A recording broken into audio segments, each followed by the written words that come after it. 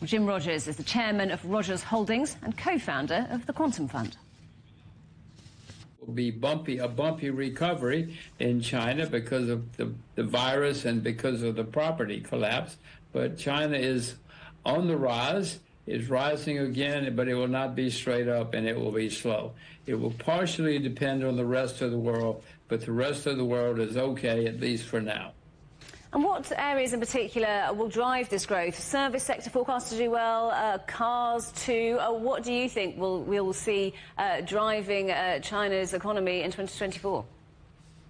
Well, the main thing that's driving China's economy is that it collapsed. It had a property collapse, and the virus caused problems. So any economy, wherever, if it drops a lot and then it hits bottom and turns around, that alone drives the economy, and the recovery is usually quite robust, at least in the beginning, and that's what's happening in China.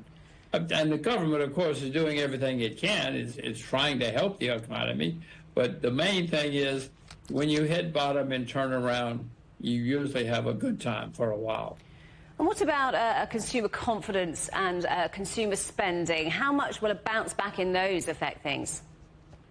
Well, many people in China, of course, are devastated, or at least hurt by what happened, by the property collapse. It was a huge property collapse, and the virus collapsed in China. They were locked down pretty dramatically. So those are the things that hurt China. And if nothing else, when those things end, any economy will start recovering. And the government, of course, is trying to do what it can to spend money here, spend money there, to help people. What happens in China, of course, affects its trading partners. What's the trade outlook for China, do you think? Well, at the moment, most countries in the world are doing fine. They, too, are recovering from the virus and from other setbacks. So most people, including China's major trading partners, are doing better, are doing fine, I should say. Japan, Korea, America, the countries that China does big trade with are doing fine so far. So that's trade. What about investment? How important is China for foreign companies?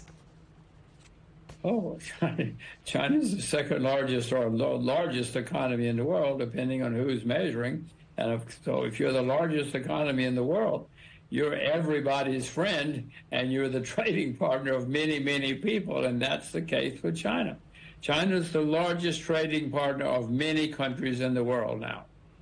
And what sectors in particular do you think we might see investing more in China? Well, no, as the economy recovers in China, that more and more investors will return to China or will be drawn to China, including me. I am trying to invest more in China now. So, but I'm not the only one.